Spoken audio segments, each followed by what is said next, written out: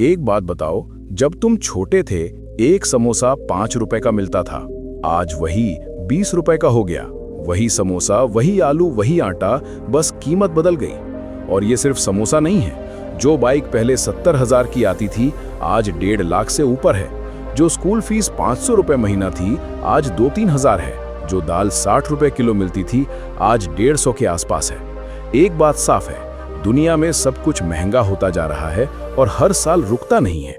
अब सवाल यह है, तुम मेहनत करके पैसे बचाते हो, सोचते हो सेफ रख लेते हैं, लेकिन क्या तुम्हें पता है जो पैसे तुम सेफ रख रहे हो वो हर साल कमजोर होते जा रहे हैं। पैसे वही रहते हैं लेकिन उनसे खरीदने की ताकत कम होती जाती है। ये कैसे होता है, इससे कैसे बचें और अपने पैसों को कैसे बढ़ाएं, यही आज समझेंगे बिल्कुल सिंपल भाषा में, बिना किसी जटिल शब्द के। Welcome to Richify India. यहाँ फाइनेंशियल टॉपिक्स को घंटों रिसर्च किया जाता है, बुक्स, डेटा, इंटरव्यू, और जो समझ आता है उसे बिल्कुल सिंपल भाषा में आपके सामने रखा जाता है। आज का टॉपिक आपकी जिंदगी का सबसे जरूरी फाइनेंशियल टॉपिक हो सकता है। पहली बार इन्वेस्ट कैसे करें। सबसे पहले उस प्रॉब्लम को समझते हैं जिसका नाम बहुत कम लोग जानते हैं, इन्फ्लेशन यानी महंगाई। इसका मतलब है चीजें हर साल थोड़ी थोड़ी महंगी होती जाती हैं। अब कुछ लोग कहते हैं इसे रोक देना चाहिए, लेकिन सच ये है कि आज की इकोनॉमी में थोड़ी महंगाई जरूरी होती है। अगर दाम नहीं बढ़ेंगे तो लोग खरीदना टालेंगे, फैक्ट्रियां बंद होंगी, नौकरियां जाएंगी। इसलिए महंगाई सिस्टम का हिस्सा है। सरकारी आंकड़े कहते हैं 6 से 7%, लेकिन असल जिंदगी में जो खर्चे तुम करते हो, जैसे दाल, स्कूल फीस, इलाज, उनकी महंगाई अक्सर 10 से 12% तक होती है। अब इसे सिंपल समझो, अगर आज कोई चीज 100 रुपए की है और 10% महंगाई हुई तो अगले साल 110 रुपए, फिर 121 रुपए, फिर 133 रुपए, लेकिन तुम्हारे 100 रुपए वहीं के वहीं, यानी बिना कुछ किए तुम्हारे पैसे की ताकत हर साल कम हो रही है। यही है महंगाई, एक साइलेंट चोर। अब तुम सोचोगे बैंक में रख देते हैं, वहां इंटरेस्ट तो मिलता है। हाँ, सेविंग्स अकाउंट में 3-4%, एफडी में 6 से 7%, लेकिन महंगाई भी लगभग उतनी ही है। यानी तुम दौड़ रहे हो लेकिन वहीं के वहीं खड़े हो, और ऊपर से टैक्स अलग। इसलिए एफडी बुरी नहीं है, इमरजेंसी फंड के लिए ठीक है, लेकिन ये तुम्हें अमीर नहीं बनाएगी। अब एक सिंपल उदाहरण, 1 लाख एफडी में 6% पर और 1 लाख इक्विटी में 12% पर। 30 साल बाद एफडी बनेगा करीब 5.7 लाख और इक्विटी करीब 30 लाख। वही पैसा, वही समय, सिर्फ रिटर्न में फर्क, और रिजल्ट जमीन आसमान का।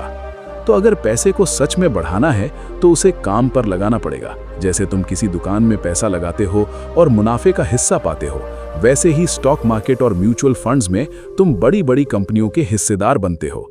लेकिन एक ऑनेस्ट बात, इसमें रिस्क होता है और ये हम छुपाएंगे नहीं, लेकिन बैंक में भी एक रिस्क है, महंगाई का। तो असली सवाल ये है, कौन सा रिस्क बेहतर है।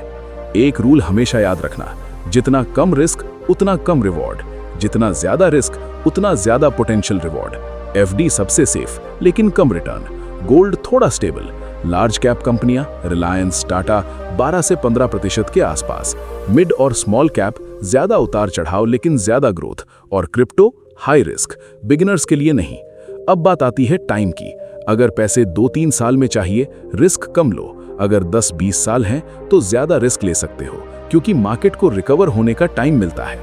अब सबसे पावरफुल कॉन्सेप्ट, कंपाउंडिंग। एक छोटे पौधे की तरह सोचो, शुरुआत में कुछ खास नहीं दिखता, लेकिन जड़ें फैल रही होती हैं, फिर धीरे धीरे शाखाएं बढ़ती हैं और सालों बाद वही पौधा एक बड़ा पेड़ बन जाता है।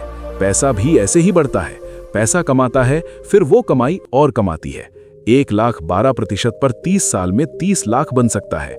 और सबसे दिलचस्प बात, आखिरी 10 सालों में सबसे ज्यादा ग्रोथ होती है। इसलिए जल्दी शुरू करना सबसे जरूरी है। अब एक और जरूरी चीज, डाइवर्सिफिकेशन। सारे पैसे एक जगह मत लगाओ। जैसे एक फल वाला सिर्फ आम बेचे और आम की फसल खराब हो जाए तो सब खत्म, लेकिन अगर वो अलग अलग फल बेचता है तो दुकान चलती रहती है। वैसे ही निवेश में भी पैसा अलग अलग जगह लगाओ। अब सवाल, शुरू कहां से करें। 3 आसान ऑप्शन है, इंडेक्स फंड, म्यूचुअल फंड और गोल्ड ईटीएफ, या फिर एक आसान ऑप्शन, मल्टी एसेट फंड, जहां सब कुछ एक साथ मैनेज हो जाता है। एक सिंपल शुरुआत, 60 से 65% इंडेक्स फंड, 20 से 25% मिड/स्मॉल कैप फंड, 10 से 15% गोल्ड। अमाउंट 500 हो या 5 लाख, प्रिंसिपल वही रहेगा। शुरू करने के लिए ग्रो या ज़ीरोधा जैसे ऐप्स से अकाउंट खोलो, केवाईसी करो और एसआईपी शुरू करो। एसआईपी यानी हर महीने थोड़ा थोड़ा निवेश। मार्केट ऊपर हो या नीचे, निवेश चलता रहता है। एसआईपी का फायदा, जब मार्केट गिरता है तुम्हें ज्यादा यूनिट्स मिलती हैं, यानी सस्ता मिलने पर ज्यादा खरीद। यही है स्मार्ट इन्वेस्टिंग। अब 3 लोग, सुनीता जी, रमेश जी और गीता जी। सुनीता जी ने मार्केट गिरने पर एसआईपी बंद कर दी, रमेश जी ने जारी रखी, गीता जी ने हर साल एसआईपी बढ़ाई। 5 साल बाद सबसे आगे कौन? गीता जी, क्योंकि कंसिस्टेंसी जीतती है। कुछ गलतियां, टिप्स पर भरोसा करना, पिछले रिटर्न देखकर निवेश करना, सब पैसे एक जगह लगाना, रोज पोर्टफोलियो देखना और सबसे बड़ी गलती, शुरू ही न करना। आज हमने समझा महंगाई, एफडी की लिमिट, रिस्क और रिवॉर्ड, कंपाउंडिंग, डाइवर्सिफिकेशन और एसआईपी। अब सवाल सिर्फ एक है, तुम आज क्या करोगे? अगर जवाब है कल, तो याद रखो 10 साल बाद वही लोग पूछते हैं पैसे क्यों नहीं बढ़े, लेकिन जो आज 500 से शुरू करते हैं वही आगे निकलते हैं। पहला कदम छोटा हो सकता है, लेकिन वही सबसे जरूरी है, क्योंकि कंपाउंडिंग तभी शुरू होती है जब तुम शुरू करते हो।